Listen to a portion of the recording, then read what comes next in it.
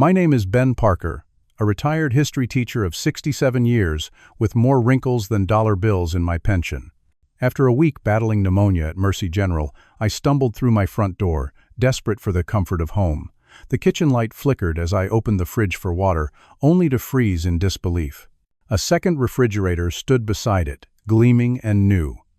"That one's ours," my son declared from the doorway. "You should stick to yours." Before I continue, where are you watching from today? Let me know below and subscribe for more real-life stories. I suppose I should back up a bit and paint the full picture of how I ended up in such a bewildering situation that night. For 40 years, I taught American history at Lincoln High School right here in Portland. I loved every minute of it, watching generations of students grow and learn about our shared past. My classroom walls were covered with maps and historical photographs, and my students often joked that I was as much a fixture of history as the events I taught about. 8 months ago, I lost Eleanor, my beloved wife of 43 years, to pancreatic cancer. We met during college, married young, and built a life together that was modest but rich in love. Her battle with cancer lasted 11 months, each day more difficult than the last. She faced it with the same quiet grace she approached everything in life. When she finally passed, a part of me went with her. Our house isn't fancy by any means. It's a comfortable 2-bedroom place in a quiet neighborhood where the trees are older than most of the residents. Eleanor and I bought it 35 years ago, scrimping and saving to make the down payment.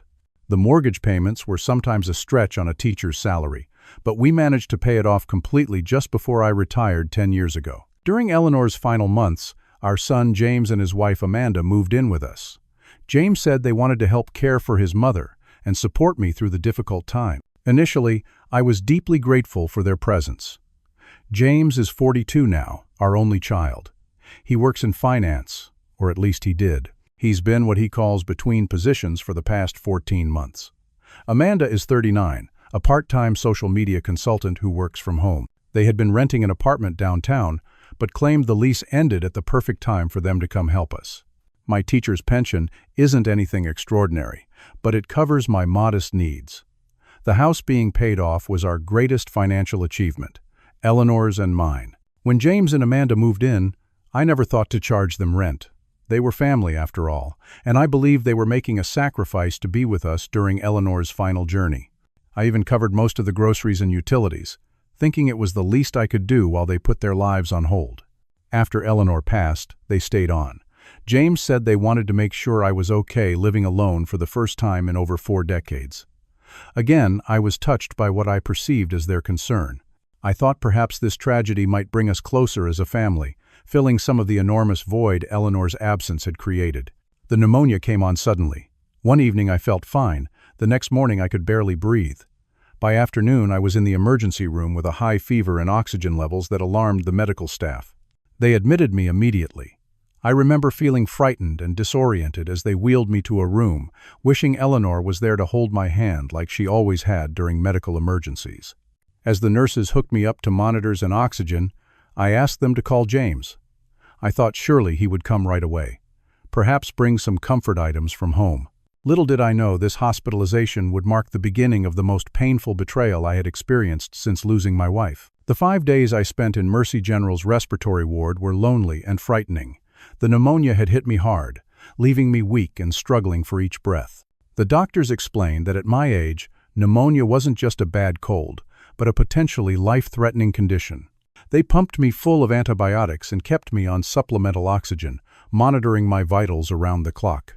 During those 5 days, James visited exactly twice. Both times were brief, under 30 minutes. He seemed distracted, checking his phone constantly and making excuses about meetings and appointments. Amanda didn't visit at all. James claimed she had picked up a bug and didn't want to risk bringing germs into a hospital. The irony of that excuse while I lay fighting a serious respiratory infection wasn't lost on me. Dorothy, a nurse in her 50s with kind eyes and efficient hands, noticed the lack of visitors at my bedside. "No family coming in today, Mr. Parker?" she asked on my 3rd day as she checked my IV. "My son and daughter-in-law are very busy," I explained, making excuses I didn't fully believe myself. "They have work commitments." Dorothy gave me a look that suggested she'd heard similar explanations before. "Well, you rest up. That's what matters now. Her gentle squeeze of my shoulder conveyed more compassion than words could. By the 5th day, my condition had improved enough for discharge. The doctor prescribed oral antibiotics and rest, emphasizing that complete recovery might take several weeks given my age. When discharge time came, no family arrived to collect me. Dorothy helped me with the paperwork, her disapproval evident though unspoken. "Should we call your son to come get you?" she asked. I nodded and used the room phone to call home. James answered after several rings, sounding annoyed at the interruption. "Dad, the car's been having trouble," he said after I explained I needed a ride. "Can't you just take a cab?" I felt a twinge of hurt but pushed it aside. "Sure, James, no problem. I'll see you at home." Dorothy frowned as I hung up. "Your son can't come get you?" "Car trouble," I said, the excuse sounding hollow even to my ears. "Let me call you a taxi," she offered, "and let's make sure you have everything you need before you go." The taxi cost $42, nearly all the cash I had on me. The driver helped me with my small bag and even offered his arm as I slowly made my way up the front walk of my own home. Each step required effort, my body still weak from fighting infection. I thanked him with my last $5 as a tip, then faced the 6 steps leading to my front door alone. Standing there, catching my breath between steps, I felt a deep longing for Eleanor.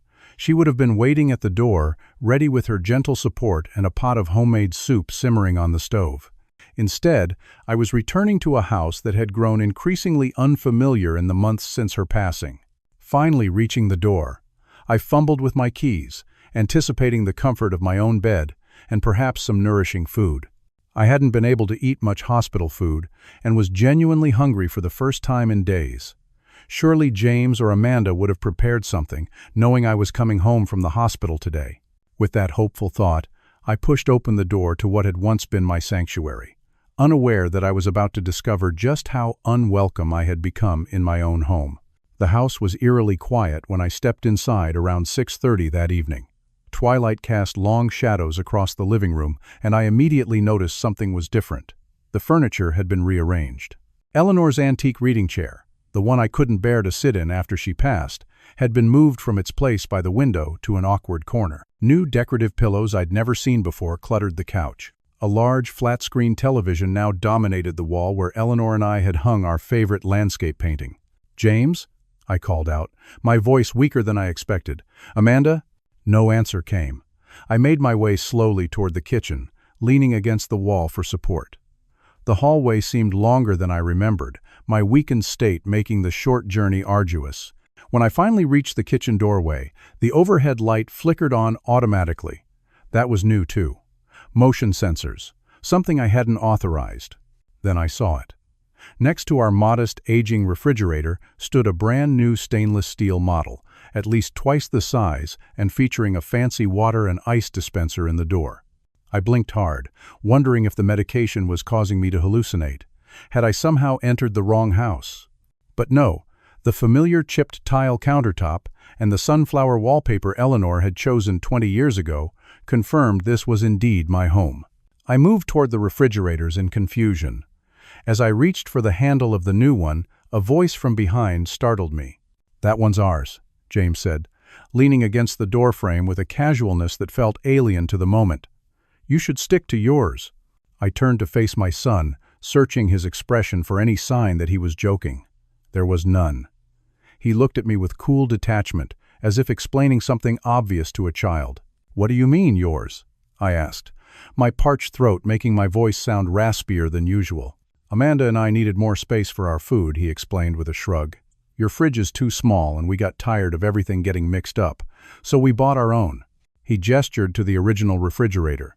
"That's still yours. You can buy whatever you want with your pension and keep it in there." Stunned, I opened my refrigerator. It was nearly empty save for a half-gallon of milk that I could immediately smell, had gone sour, a loaf of bread sporting small spots of mold, and a few condiment jars. I closed it and, despite James's warning, opened the new refrigerator.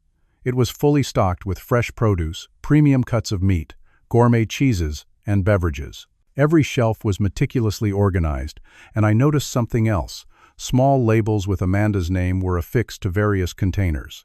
"Amanda likes to keep track of her things," James said, noticing my gaze on the labels. She gets upset when her special organic almond milk or imported cheese goes missing. I close the door, feeling lightheaded from both weakness and shock. Looking around the kitchen more carefully now, I noticed other changes. The cabinet that had held Eleanor's cherished china collection, pieces passed down through her family for generations, now displayed sleek modern dishware I didn't recognize.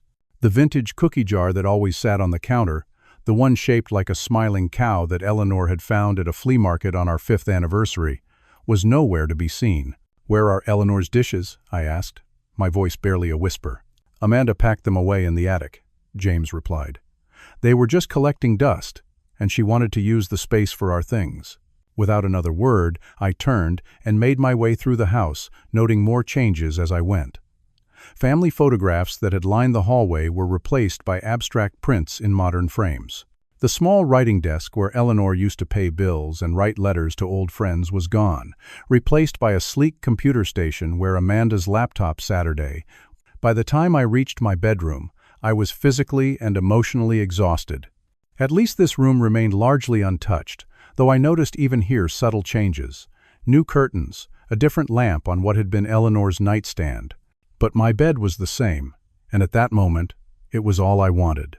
I sank onto the mattress without even removing my jacket, too shocked and weary to process what was happening. Without dinner, without conversation, I curled onto my side and closed my eyes, trying to make sense of the transformation that had occurred during my brief hospital stay. My own home had become foreign territory, and worse, it seemed I was now an unwelcome guest in it. Sleep came eventually, but it brought no peace. Only troubled dreams of being lost in a house where all the doors led to rooms I didn't recognize. The next 2 weeks revealed a pattern of escalating hostility that left me reeling. What I had initially hoped was a misunderstanding or temporary arrangement quickly proved to be a calculated takeover of my home and life. The morning after my return from the hospital, I ventured into the kitchen to make a simple breakfast. Amanda was sitting at the table, scrolling through her phone. She looked up when I entered and immediately frowned. "Should you be touching things in the kitchen?" she asked. "You just got back from the hospital, germs and all that." "I need to eat, Amanda," I replied, trying to keep my tone neutral. "I'll be careful." She sighed dramatically. "Well, use your own dishes then, and maybe wear gloves.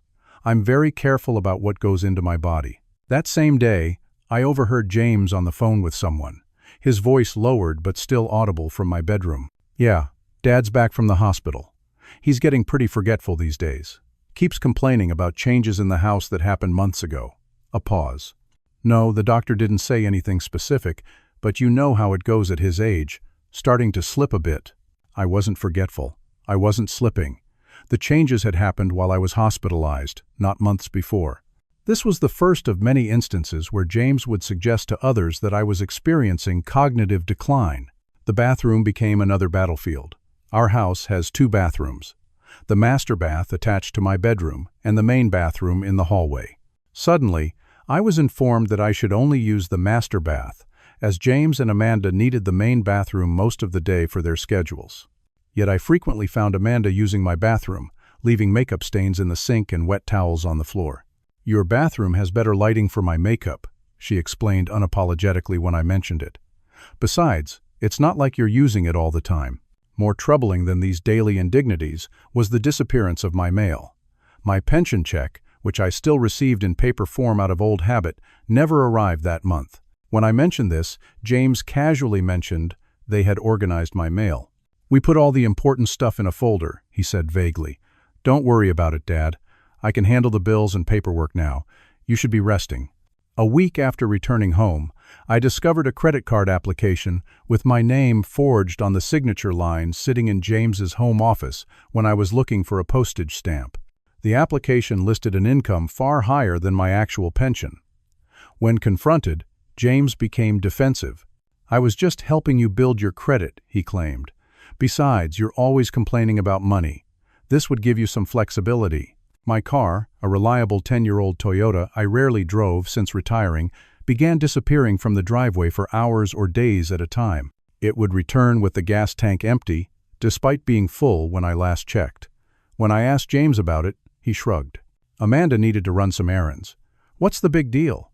It's just sitting there most of the time anyway." One evening, James and Amanda hosted dinner for several of their friends. I wasn't invited to join them, though the gathering happened in my dining room. I stayed in my bedroom, hearing laughter and conversation through the walls. Later, passing the kitchen for a glass of water, one of their friends spotted me. "Oh, there's the dad," she said, as if I were a household pet. "Do you need help finding something, sir?" My presence had become an inconvenience, an embarrassment to them. This became painfully clear when I overheard a conversation between James and Amanda late one night as they cleaned up after another gathering. "We really need to talk about putting Dad in a home," James said. "This house is too big for him to manage alone." "I already looked into a few places," Amanda replied. "Once we sell this place, we could find something really nice in the West Hills. Great schools for when we decide to have kids." They were planning my removal, my replacement. The house that contained 40 years of memories with Eleanor, the home we had worked so hard to secure, was nothing more than a real estate opportunity to them. My physical health deteriorated during these weeks. The stress and poor nutrition took a toll on my already weakened system. The pneumonia symptoms lingered longer than they should have. I lost weight, my clothes hanging loose on my frame. When I mentioned feeling unwell, James was quick to use it as further evidence of my supposed decline. "See what I mean?" he said to Amanda within my earshot. "He can't take care of himself anymore. It's getting worse." Every attempt at conversation was shut down with dismissals or accusations that I was confused or misremembering. "That's not what happened, Dad," became James's standard response to any complaint or observation I raised. "You agreed to the new refrigerator arrangement months ago," he insisted, though it had appeared during my hospital stay. "We discussed moving Eleanor's things to storage last year," Amanda claimed, though no such conversation had occurred. They were rewriting reality, and I began to understand their strategy.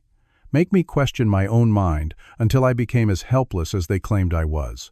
The son I had raised, the boy who once brought me hand-drawn cards for Father's Day and beamed when I attended his baseball games, was systematically working to erase me from my own life. The most chilling moment came when I found a brochure for Sunset Gardens Assisted Living tucked between James's credit card statements. Inside, he had circled several room options and made notes about payment plans. In the margins, he'd written, "Conservatorship and house sale timeline." They weren't just planning to move me out.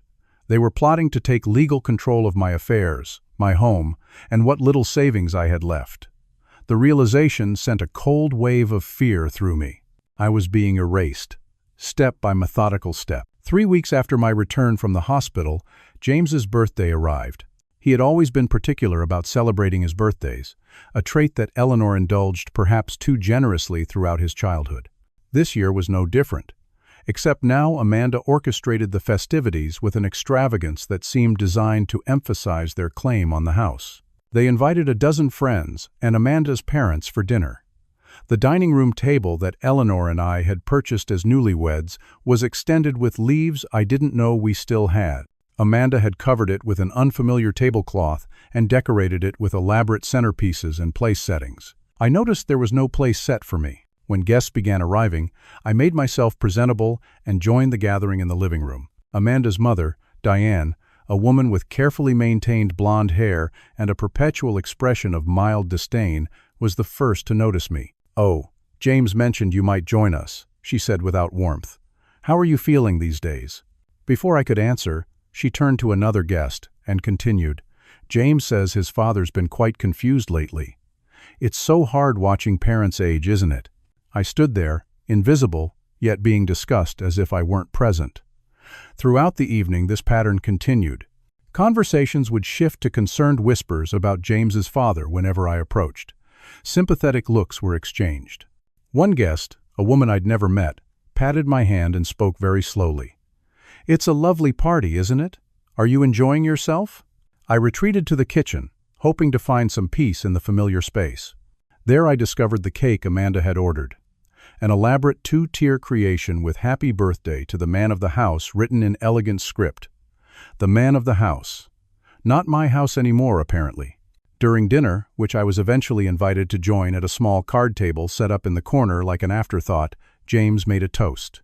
"I want to thank everyone for coming to celebrate with us in our home," he said, emphasizing the word "our" while avoiding eye contact with me. That night, after the guests had gone, I returned to my bedroom, feeling more alone than I had even in the hospital.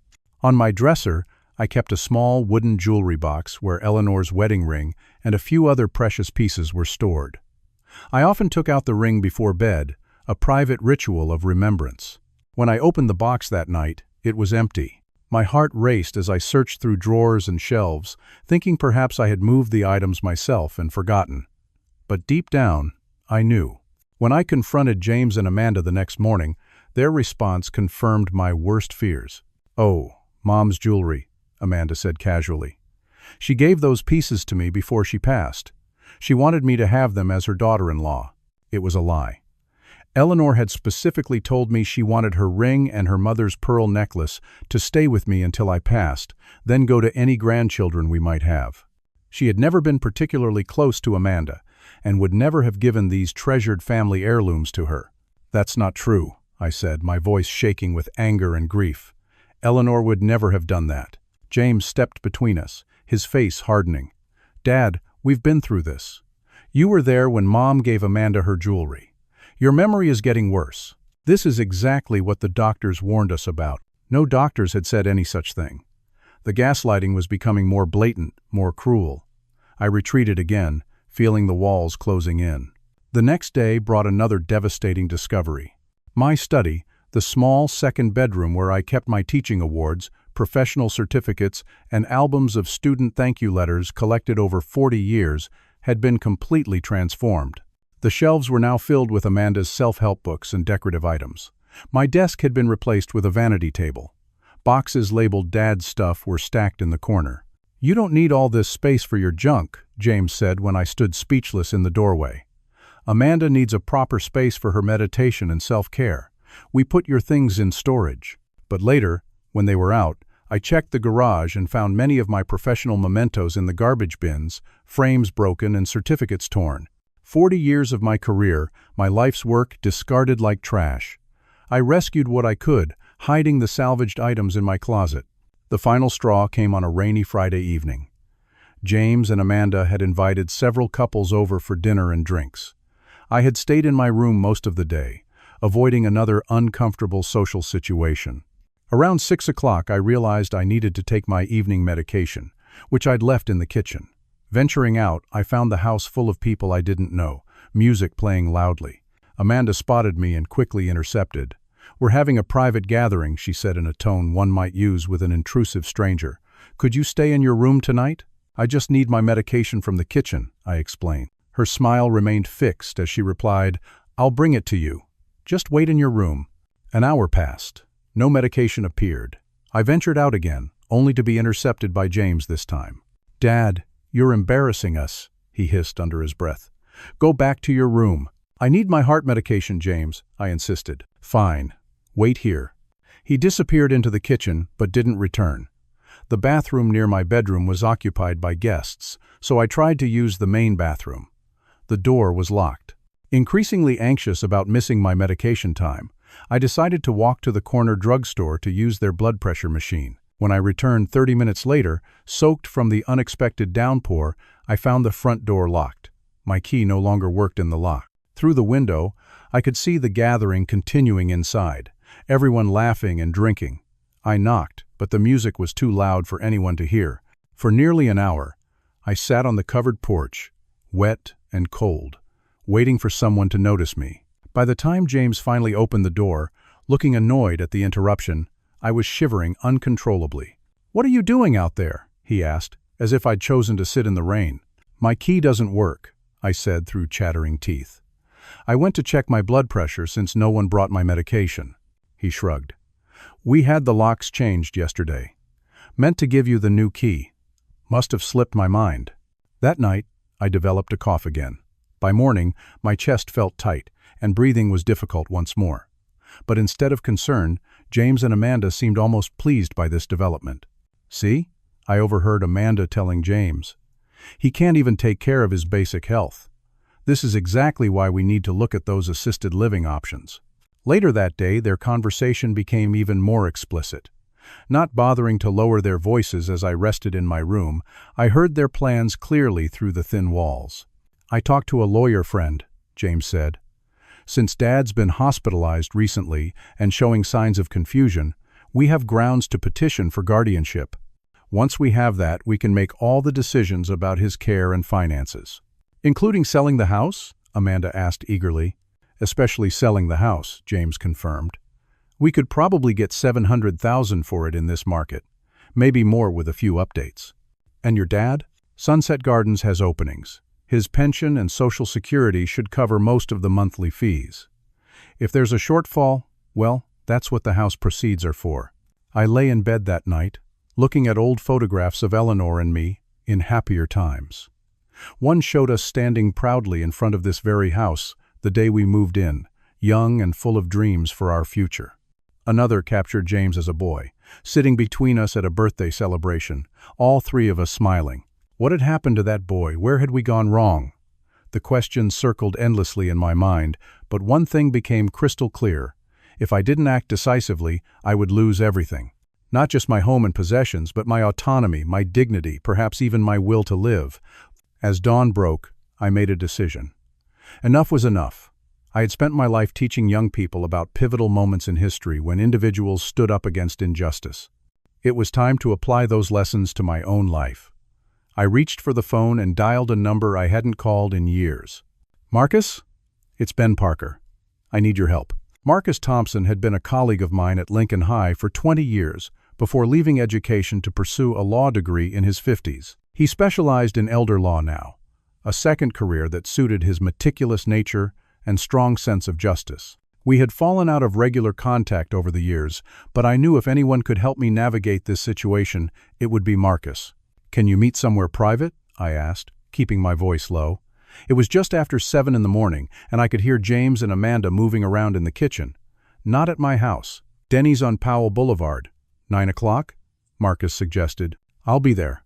Getting out of the house proved easier than expected. James and Amanda had plans to go furniture shopping, already discussing what new pieces would upgrade the living room once I was no longer part of the equation. I told them I was going for a short walk to help my recovery, which they barely acknowledged. Marcus was already seated in a back booth when I arrived at the diner. His hair had gone completely gray since I'd seen him last, but his sharp eyes and attentive expression hadn't changed. I must have looked worse than I realized, because his professional demeanor cracked the moment he saw me. "Good God, Ben," he said, standing to help me into the booth. "What's happened to you?" Over coffee and untouched plates of pancakes, I laid out everything: the hospital stay, the refrigerator incident, the escalating pattern of mistreatment, the missing jewelry, the conversations about guardianship and selling my home. Marcus took detailed notes, his expression darkening with each new revelation. "This is elder abuse, Ben," he said finally. "Financial exploitation, psychological abuse, even physical neglect based on what you've told me. And it's more common than people realize, especially when family members are the perpetrators." "What can I do?"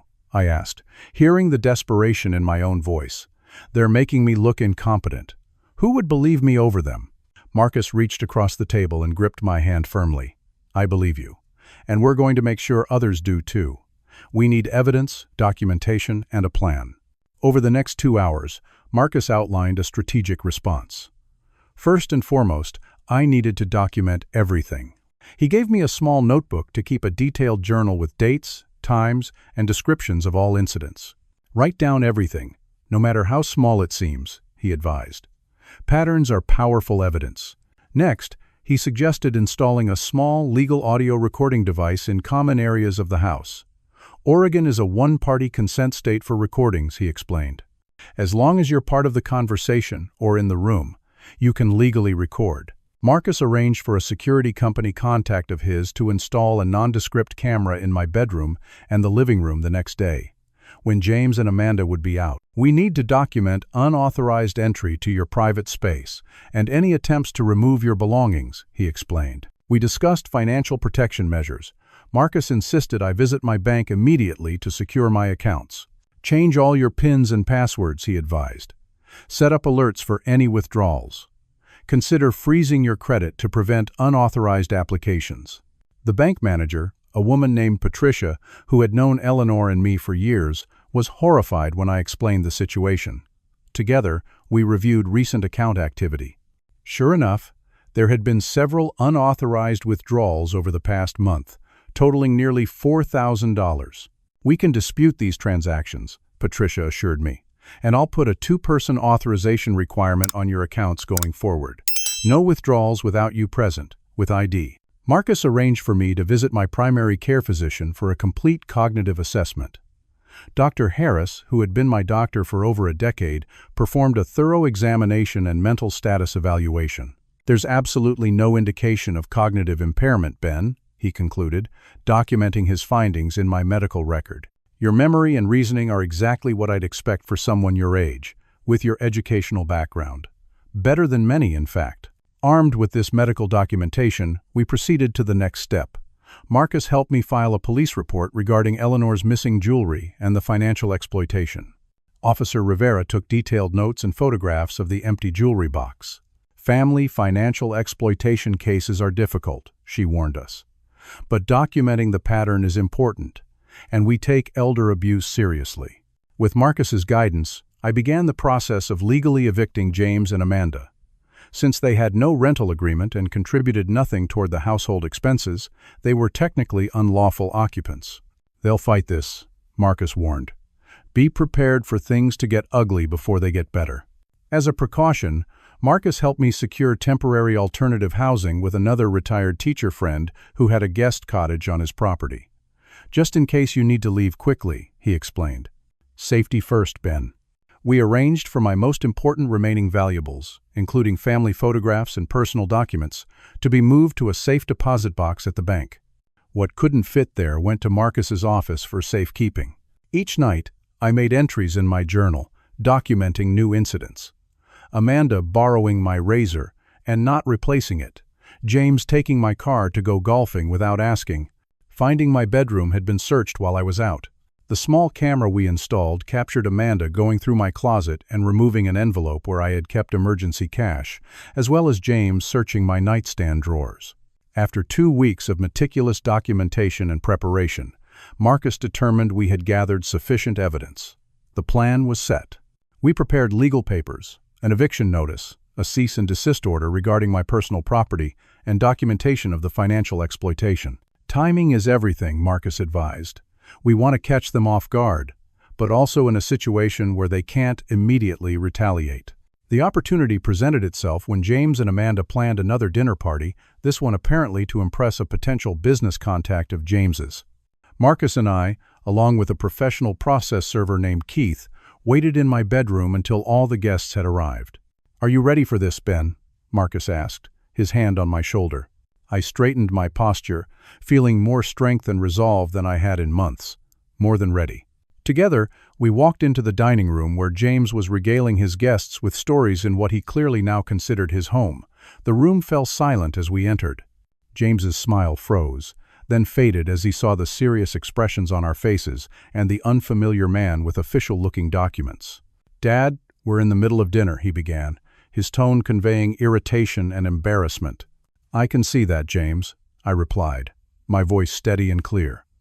"In my home, with my china, while wearing the watch your mother gave me for our 30th anniversary that disappeared from my dresser last week."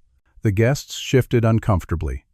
Amanda tried to salvage the moment with a forced laugh.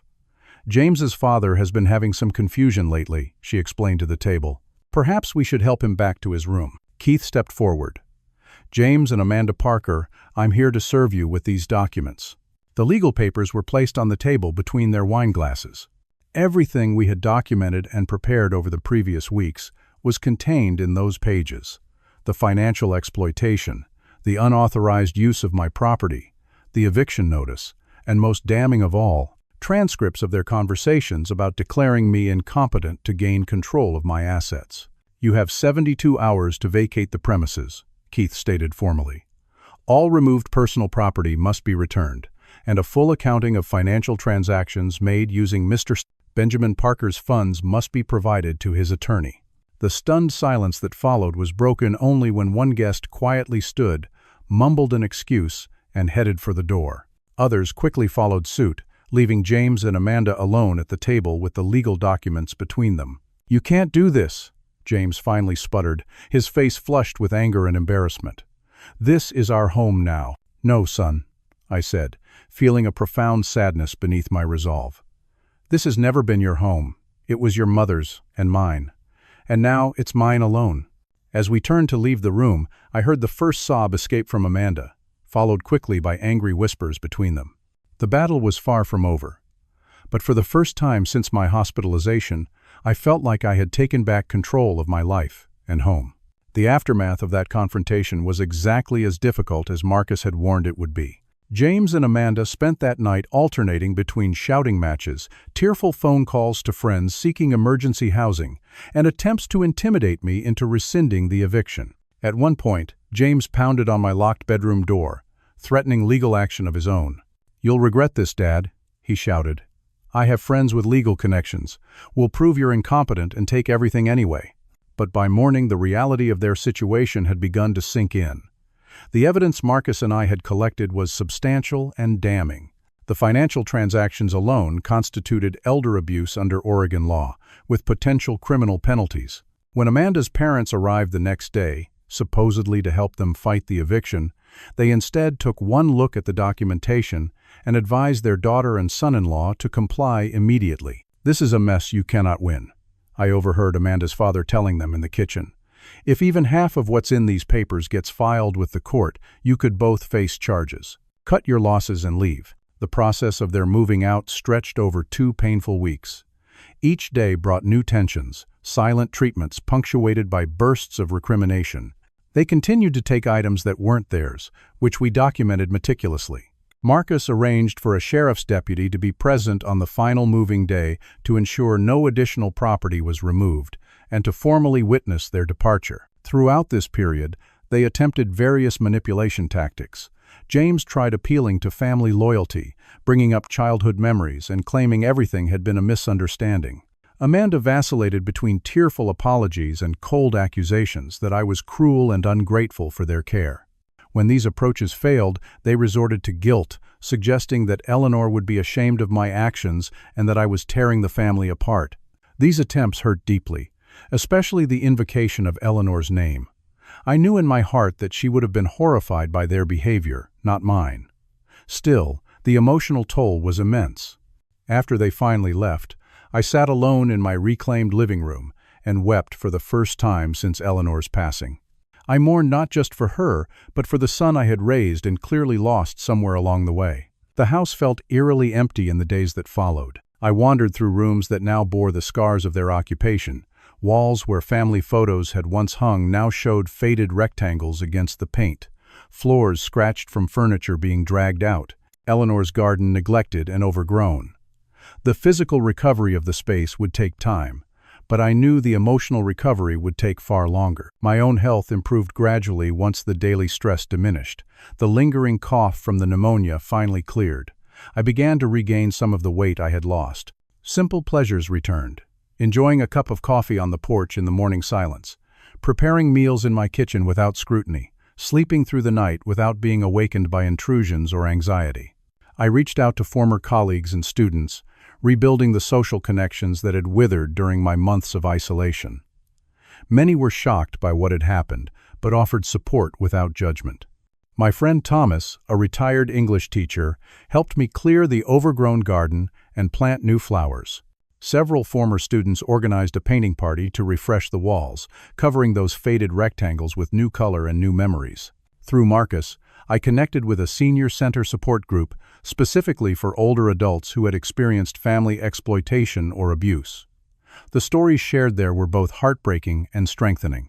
I wasn't alone in this experience, and seeing others who had survived similar betrayals and rebuilt their lives gave me hope. "The hardest part," shared Gloria, an 80-year-old former nurse, "is learning to trust again, not just others, but yourself. They make you doubt your own mind, your own worth." Those words resonated deeply. Reclaiming my sense of competence and self-worth became as important as reclaiming my physical space. I began volunteering at the local library, teaching a history discussion group for seniors. Using my professional skills again reminded me of who I had been before all this began, the capable educator who had positively influenced generations of students. 3 months after the eviction, I received an unexpected call from James. His voice sounded different, subdued. He and Amanda had separated, he told me. She had moved back in with her parents. "I've been seeing a therapist," he said hesitantly, "trying to understand why I did what I did. I don't expect forgiveness, Dad. I just wanted you to know I'm trying to face what happened. I didn't offer immediate reconciliation, but I didn't close the door entirely either." "That's a start, James," I told him. "A necessary one. Time will tell where it leads." We agreed to meet in a neutral location, a coffee shop downtown, once a month. Our first few meetings were awkward, painful affairs with long silences and careful words. But slowly, something resembling honest communication began to emerge. I made it clear that trust would need to be rebuilt methodically, with clear boundaries and expectations. "Your mother and I raised you better than how you behaved," I told him during our third meeting. "I need to understand what happened to that boy we raised." "I've been asking myself the same question," he admitted. "Greed, entitlement, Amanda's influence, financial pressure, they're all factors, but not excuses. Something broke in me, Dad, and I'm trying to fix it." Whether our relationship could ever be fully repaired remained uncertain, but the attempt itself was valuable. Some families never get even this chance after such betrayal. Perhaps the most unexpected development in my recovery came from Dorothy, the kind nurse who had helped me during my hospital stay. She called the house 6 months after my discharge, checking to see how I was doing. "I've thought about you often, Mr. Parker," she said. "We get so many elderly patients with family situations that worry us. I just wanted to make sure you were okay." I invited her for coffee and shared the whole story. Our coffee meetings became regular occurrences, then expanded to walks in the park and community concerts. Dorothy had lost her husband to cancer 5 years earlier, and we found comfort in sharing memories of our departed spouses without expectation or pressure. Her friendship became a bright spot in my new life. Looking back now from the perspective of a year since that fateful return from the hospital, I can see how much has changed, within and around me. The house is truly mine again, with photographs restored to walls and Eleanor's treasured items back in their rightful places. The 2 refrigerators are gone, replaced by a single new one of my choosing. The garden blooms with plants Eleanor would have loved. More importantly, I've learned lessons that all of us must eventually face about family, trust, and self-preservation. I learned that love cannot exist without respect, and that sometimes the kindest thing you can do for yourself and others is to establish firm boundaries.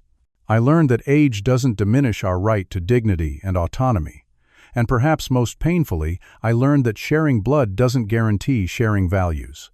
Yet alongside these hard truths, I've discovered that second chances at connection exist in unexpected places. New friendships can bloom in late life.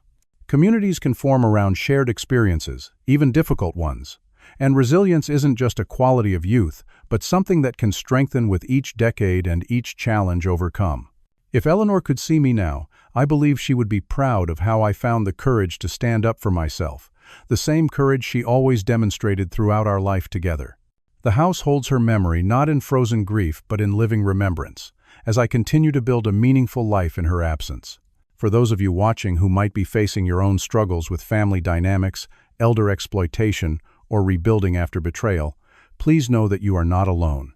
There is help available, and standing up for your dignity is never selfish or wrong. Has anyone in your life ever tried to take advantage of your kindness? How did you handle it? Share your experiences in the comments below, and remember to like and subscribe to hear more stories of resilience and recovery. Your support helps this channel reach others who might need to hear that they too can reclaim their power, regardless of age or circumstance. Thank you for listening to my journey, and may your own path forward be filled with respect, dignity, and renewed purpose.